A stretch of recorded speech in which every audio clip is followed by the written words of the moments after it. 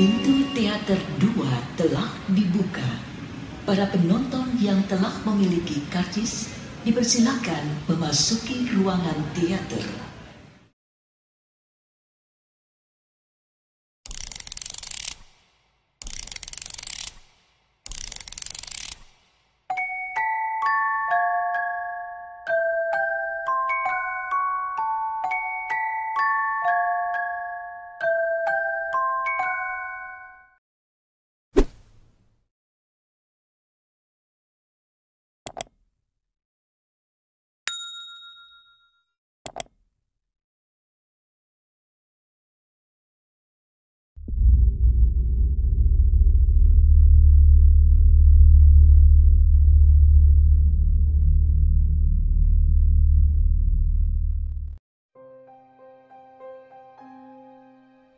Assalamualaikum warahmatullahi wabarakatuh. Jumpa lagi dengan saya Aldi di channel Mereka Ada. Dimanapun kalian berada, saya doakan semoga dalam kondisi sehat dan selalu diberikan kemudahan dalam menjalankan segala aktivitas. Kali ini saya akan membacakan kisah nyata dari Mas Hupe tentang pengalamannya saat berlibur di suatu tempat. Liburan yang seharusnya menyenangkan berubah menjadi sangat mencekam karena firasat buruk yang tak digubris sejak awal, dan tentunya ada niatan yang kurang baik dari beberapa orang di dalam rombongan. Oke, tanpa banyak basa-basi lagi, mari kita mulai ceritanya.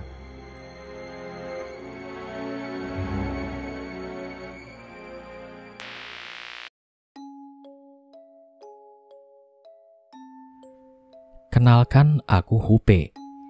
Kali ini aku akan menceritakan pengalamanku saat berlibur ke suatu tempat yang terkenal seram. Semoga ada pelajaran yang bisa kalian dapatkan dari pengalamanku kali ini.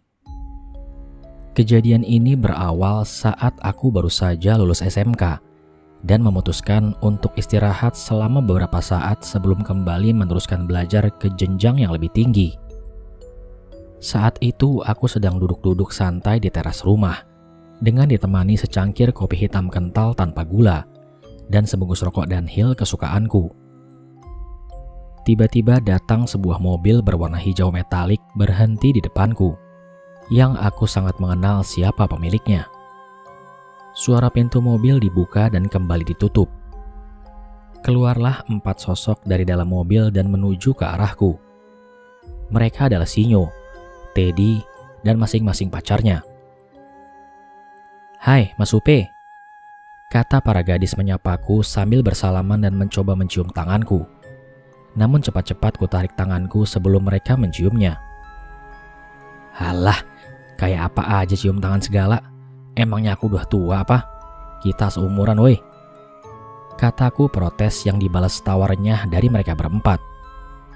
Waduh, enak bener pagi-pagi minum kopi sambil ngerokok nih, dasar bos demit, ucap Teddy sambil menyodorkan tangan yang digenggam. Kemudian Sinyo tertawa sambil melakukan hal yang sama dengan Teddy. "Bos demit gundulmu sempal," kataku sambil membalas salam tangan dari mereka. "Ada apaan nih?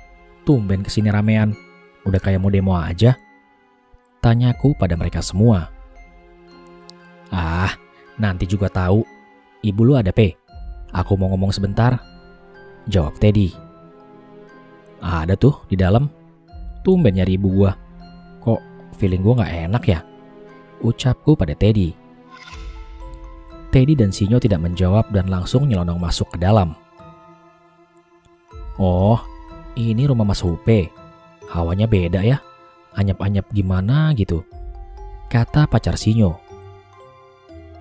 "Iyalah, rumah dukun mah beda hawanya," balas pacar Teddy.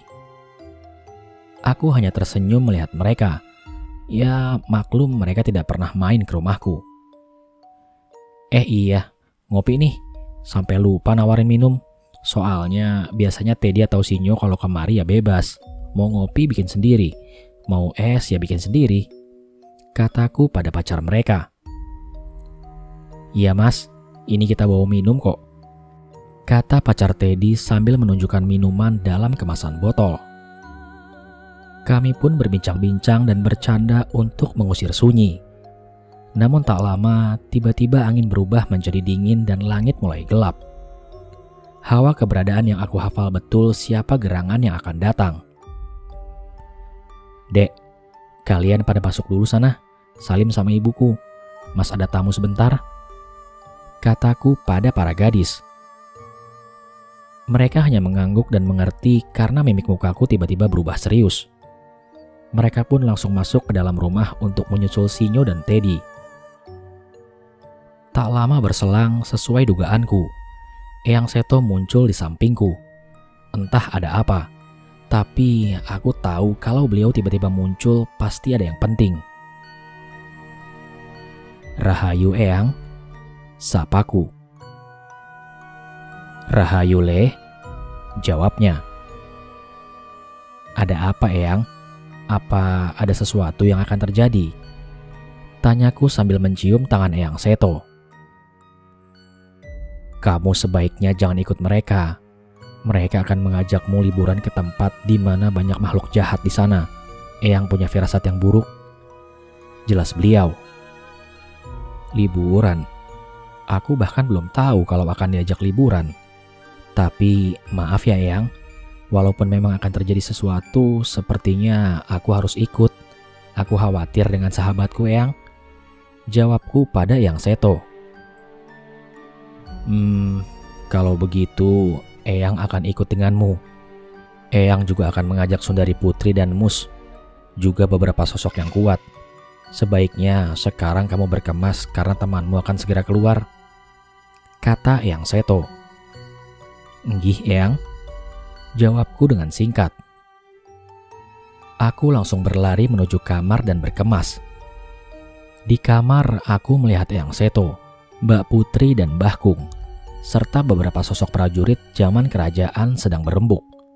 Entah apa yang mereka bicarakan. Aku hanya melihat Mbah Kung dan Mbak Putri menatapku dengan tatapan sayu. Entah apa arti tatapan mereka. Setelah selesai berkemas, aku kembali turun ke lantai 1 untuk berpamitan pada ibuku. Ibu dan para temanku kaget melihatku membawa ransel yang cukup besar. "Loh, kok kamu bawa tas besar begitu, Le?" tanya ibuku. "Aku sudah tahu mereka akan mengajakku liburan ke suatu tempat di sebelah timur Pulau Jawa, Bu," kataku pada ibu. Sini Le. Ibu sebenarnya kurang setuju kamu ke sana. Tapi ibu paham sifatmu Le. Kamu pasti tetap akan ikut untuk menjaga teman-temanmu. Ingat ya, segala sesuatu yang buruk akan dibuang ke timur. Jadi berhati-hatilah dan jaga teman-temanmu. Perasaan ibu tidak enak Le, tambah ibuku. Jujur saja aku cukup kaget melihat tingkah ibuku saat itu. Tidak biasanya beliau menasehatiku sampai seperti itu. Biasanya beliau sangat tenang kemanapun aku pergi. Tapi kali ini berbeda. "Loh, kok kamu tahu Pe kita mau ajak liburan?" potong Teddy. "Rahasia, kita cuma berlima kan Ted?" tanyaku pada Teddy. "Enggak, masih ada yang lain. Ada Apeng, Itok, Fitri, Winda, dan Well teman sekolahmu," jawab Teddy. "Ya udah, aku pamit ya Bu. Tenang aja, Eyang Seto, Mbah Kung sama Mbak Putri juga ikut," kataku meyakinkan ibuku. "Ya udah, hati-hati ya Le. Ingat, jaga sopan santun dan tata krama saat bertamu," kembali ibuku menasehati. Setelah kami semua berpamitan, tak lupa salim dan mencium tangan ibuku, kami pun berangkat. Saat berada di depan rumahku, terlihat mobil minibus berwarna hitam. Terdengar 2 kali suara klakson mobil. Jendela kaca pun terbuka. Terlihat wajah teman-teman Teddy yang akan ikut berlibur bersama kami. "Ayo berangkat," kata Apeng yang memegang kemudi mobil tersebut. Kami pun langsung masuk ke dalam mobil dan berangkat menuju tempat yang akan kami tuju. Saat di tengah perjalanan, aku tertidur dan bermimpi aneh. Di dalam mimpiku, ada seorang temanku yang diikat dengan rantai bersama beberapa orang yang tidak aku kenal. lalu dicambuk dan dipaksa berjalan menuju sebuah kerajaan oleh dua sosok raksasa yang sangat besar, bahkan bisa dibilang 2 kali lipat tinggi tower listrik.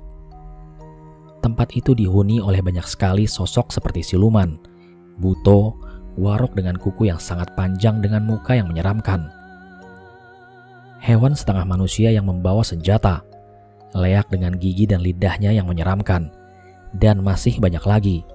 Bahkan sosok seperti pocong, kuntilanak, genderuwo hanya seperti sosok pesuruh kerajaan itu.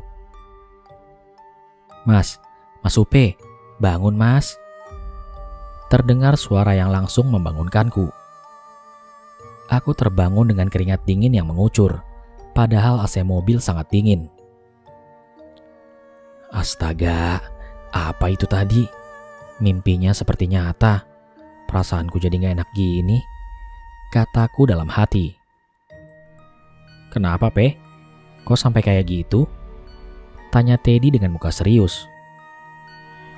Ted, sorry kalau aku harus jujur. Sebaiknya kita berlibur ke tempat lain aja. Sumpah, firasatku gak enak, kataku pada Teddy. Aku yakin Sinyo dan Teddy paham dengan ucapanku, karena mereka mungkin belum pernah melihatku sampai seperti itu. Iya, Pe, aku paham. Nanti kita bicarakan dengan yang lain di tempat istirahat.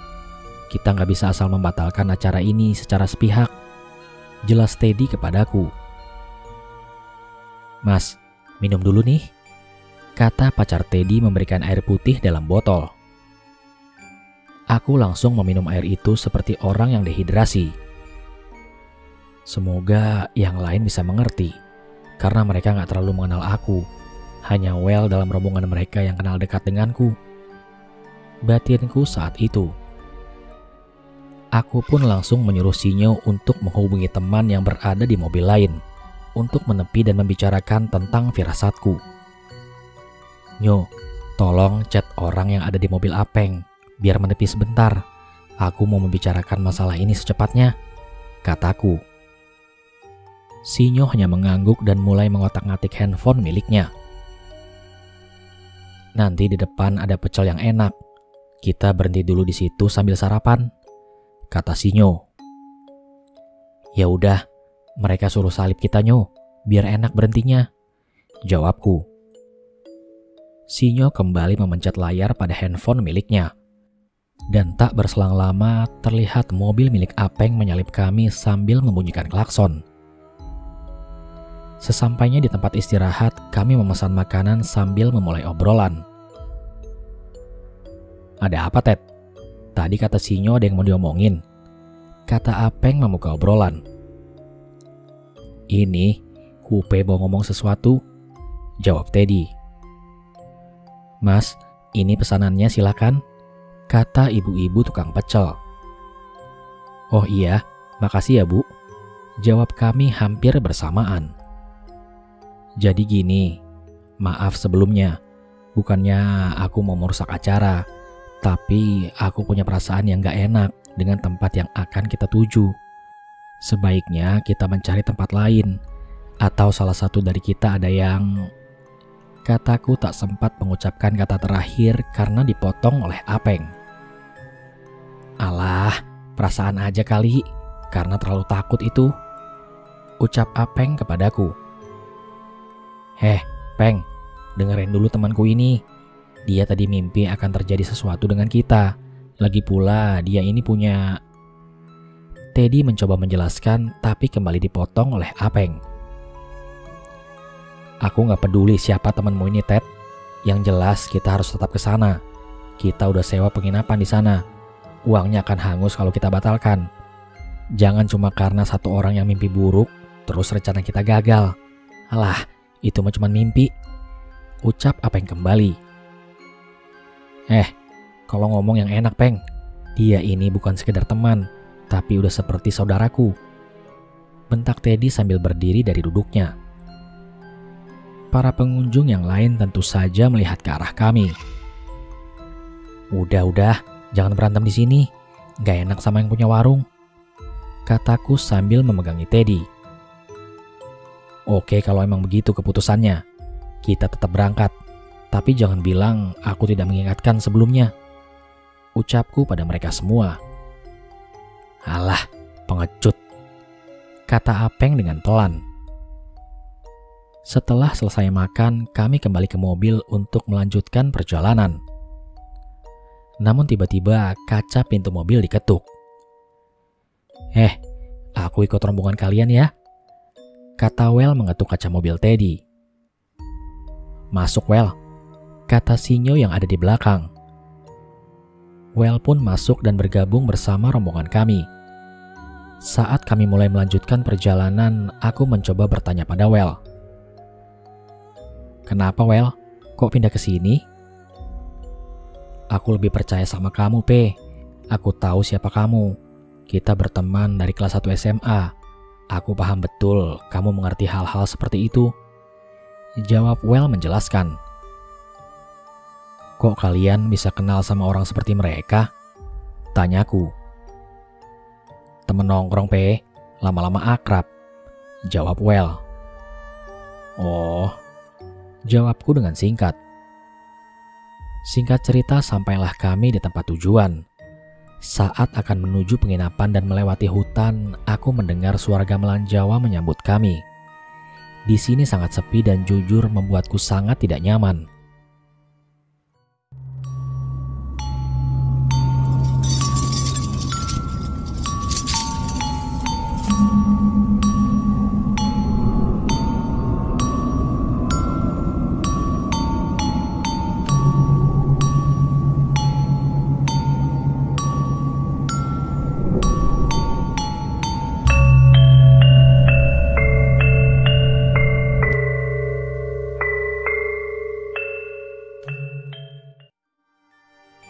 Kurang lebih seperti itu suara yang aku dengar.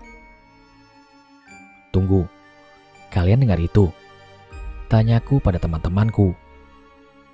Dengar, Mas P, suara gamelan ya? Tanya para gadis. Iya ya, suara gamelan tuh, kata Sinyo, Teddy, dan Well. Pertanda buruk ini, batinku saat itu. Bunyiin klakson, Ted, kita sedang disambut, kataku pada Teddy. Tanpa menjawab, Teddy langsung membunyikan klakson. Aku melihat banyak sekali sosok yang sedang melihat kami di pinggiran hutan yang kami lewati ini. Ada sosok wanita berbadan kadal yang berenergi sangat kuat dan bermahkota sedang menari di balik pepohonan. Ted, agak pelan jalannya, mobil Apeng mogok di depan, kata Sinyo. Kami pun menuju mobil Apeng, dan teman-temanku turun untuk membantu mengecek mobilnya. Hanya aku yang masih di dalam mobil karena yang aku lihat ada sosok besar dengan rambut panjang yang memegangi mobil Apeng dengan satu jarinya. Aku mencoba menutup mata dan merapalkan mantra. Aku melepaskan sukma dari ragaku dan mencoba berbicara dengan mereka yang mengawasi kami. Rahayu, Mbah, kataku. Rahayu, Nger, jawab sosok raksasa itu. Ada apa, Mbah, sampai menghentikan kendaraan teman saya? Tanyaku pada sosok itu. Yang ada di mobil ini semuanya orang-orang berhati buruk, Nger. Tidak ada sopan santun. Sudah disambut di rumah orang tapi tidak memberi salam, jawabnya. Maaf, Mbah, saya akan memberitahukan mereka segera, kataku. Kamu melihat sosok Nyai Dauh yang menari tadi, Nger? Tanya sosok itu. Nggih, lihat, Mbah, jawabku. Pergi temui dia, mintalah izin untuk bertamu di sini, dan ajaklah semua orang yang menjagamu untuk menghadapnya, saran sosok itu. Tanpa disuruh dua kali, aku bersama Eyang Seto, Mbak Putri, juga Mbah Kung dan para penjagaku pergi menemui sang Nyai Dauh untuk meminta izin bertamu di tempat ini. Rahayu, Nyai, Eyang Seto memberi salam.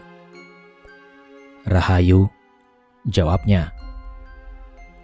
Ada apa kalian kemari? Tanya Nyai Dauh. Saya Seto Ronggo Sukmo, dan ini anak keturunan saya, ingin meminta izin untuk bertamu di sini, ucap Eyang Seto sambil mengelus kepalaku. Iya Seto, tapi ingat, jangan menyalahi aturan dan jagalah sopan santun kalian. Jika ada yang berbuat tidak sopan, akan aku jadikan budak. Jadilah tamu yang baik dan bijaksana di rumah orang, ucap Nyai Dawuh. Nggih Nyai, terima kasih banyak atas izinnya, kataku pada sosok itu. Iya Le, pergilah, lanjutkan perjalananmu, katanya sambil menyentuh kepalaku. Aku pun sungkem dan berlalu pergi kembali masuk ke dalam ragaku. Akhirnya aku keluar mobil dan ikut melihat apa yang terjadi. Sosok raksasa itu melihatku dan sedikit senyum. Aku melihat Apeng masih mencoba menggas mobil miliknya, namun hasilnya nihil. Ban mobil hanya berputar di tempatnya sampai mengeluarkan asap. Coba klakson dulu, lalu coba lagi. Terserah deh mau percaya atau enggak. Ayo Ted, kita lanjutkan saja perjalanan, kataku cuek sambil mengajak Teddy melanjutkan perjalanan yang hanya tinggal sedikit lagi. Terdengar suara klakson 2 kali dibunyikan dari mobil Apeng. Dan benar saja, mobilnya langsung bisa kembali berjalan. Karena aku melihat sosok raksasa itu sudah melepaskan jarinya saat Apeng membunyikan klakson. Mereka semua kaget melihat kejadian tidak masuk akal itu dengan mata kepala mereka sendiri. Aku pun kembali memasuki mobil Teddy yang kemudian disusul oleh Teddy, Sinyo, Well, dan para gadis. Dan akhirnya kami melanjutkan perjalanan menuju penginapan yang hanya tinggal beberapa kilometer. Akhirnya setelah sekitar 1 jam dari hutan tadi, kami sampai juga di penginapan yang dimaksud. Tempatnya biasa saja selayaknya rumah penduduk yang memang disewakan. Mungkin bisa dibilang villa, tapi masih banyak pohon di sekitar penginapan ini. Banyak juga penghuni pada setiap pohon dan juga di dalam villa. Serta villa ini letaknya cukup jauh dari pemukiman warga lain.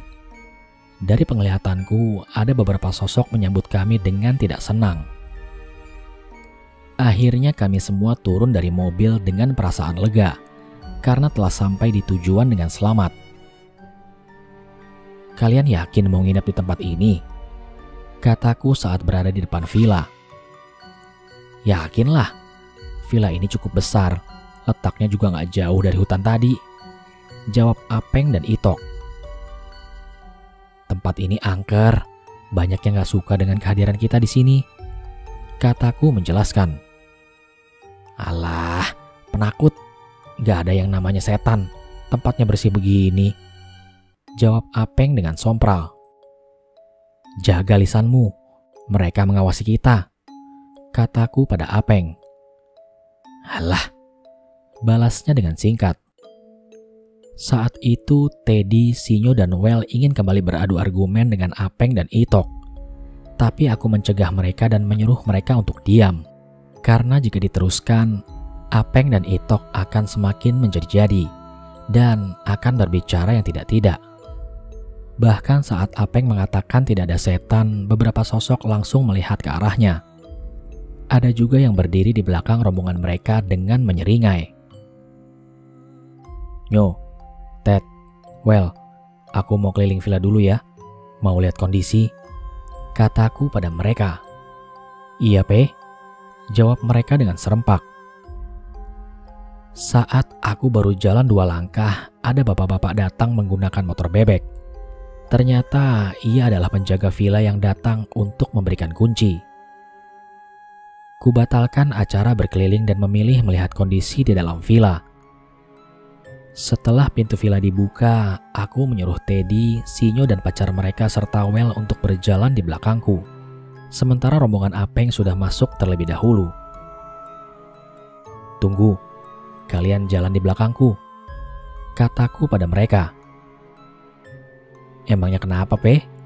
Tanya Well. Udahlah, nurut aja. Jangan lupa salam sebelum masuk. Apapun yang kalian rasakan di dalam, jangan bilang yang aneh-aneh pokoknya, jawabku pada mereka. Mereka pun hanya mengangguk. dan aku mulai masuk ke dalam villa tersebut. Dengan pelan aku mengucap salam sambil masuk ke dalam dengan diikuti rombonganku. Dan benar saja, di dalam banyak sekali sosok yang langsung menatap tajam pada kami semua.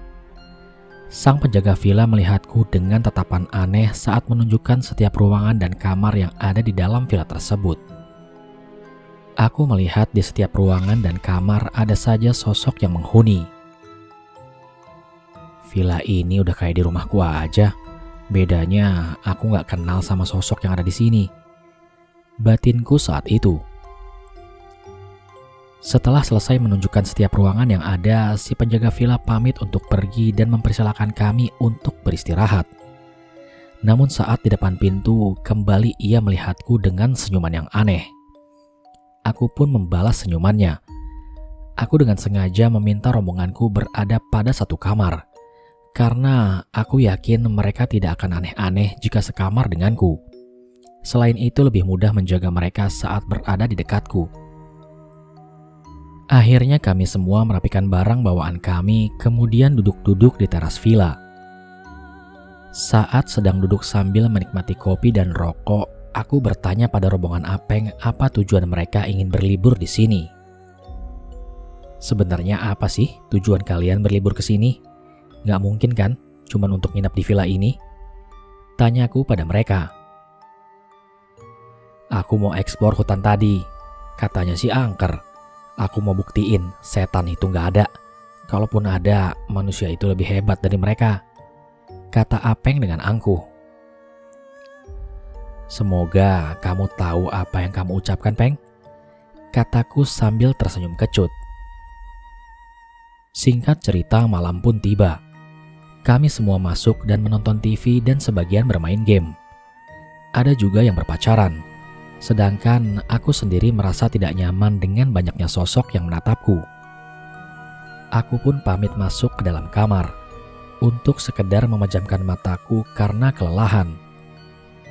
Namun tak terasa aku benar-benar terlelap hingga aku mendengar suara orang yang membangunkanku.